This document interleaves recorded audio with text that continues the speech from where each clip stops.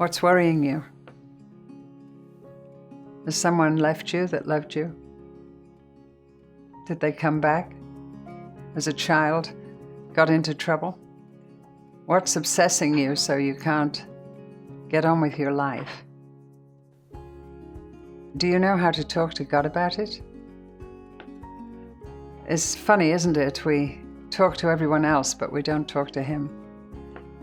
And whatever pain it is, whatever you're worrying about, and worry is pain, and it's obsessing you, I think maybe something that I wrote quite a while ago about taking it to God and listening for what He wants to help you with in the worry is the hardest thing in prayer.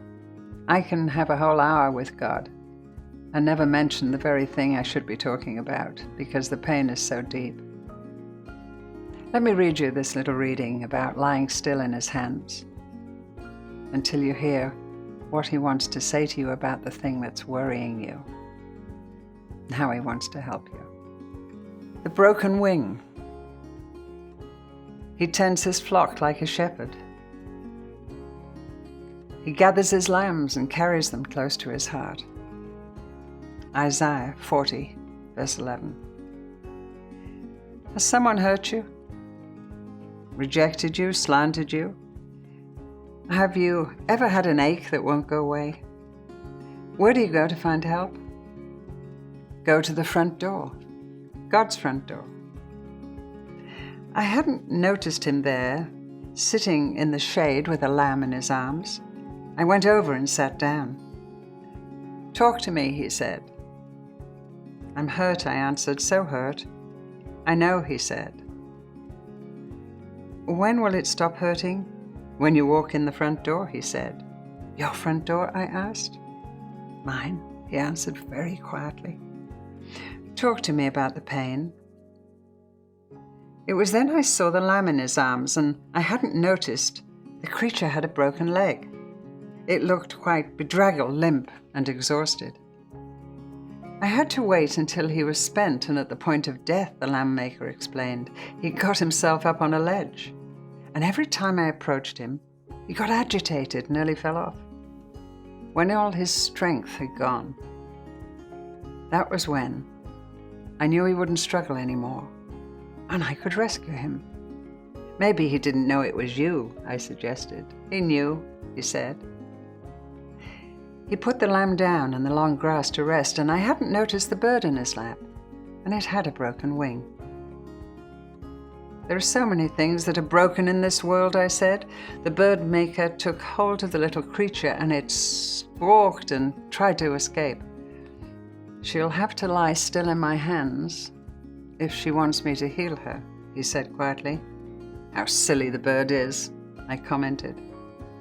He looked at me. Just once. Then I knew I had been silly too. If I lie still in your hands, will you heal my broken wing? I asked. There was silence. Then, will you lie still in my hands if I heal you or not? I'll try to, I said, after a long pause. Then, come here, little girl, he said. And I don't know how it happened, but I was in his arms, feeling the beat of his broken heart. Then I understood, at last, only someone with a broken heart could heal broken wings and legs. He had had his heart broken so that mine could be mended. And suddenly it didn't matter anymore about my wing. Lying there, I knew there was nowhere else in the world I wanted to be. Save here, safe, feeling the beat of his heart. Whatever would I do without his hands all over my life? I didn't want that. It doesn't matter. It doesn't matter, dear Maker, I said. You decide. Then I saw him smile. And suddenly I was as content with the pain as without it. The sun went down on the day and night came and I slept. He didn't. But then he that keeps Israel never sleeps.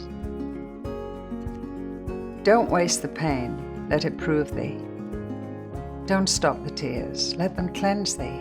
Rest, stop the striving, soon you'll be arriving in his arms. Don't waste the pain, let it drive thee deeper into God. He's waiting, and you should have come sooner.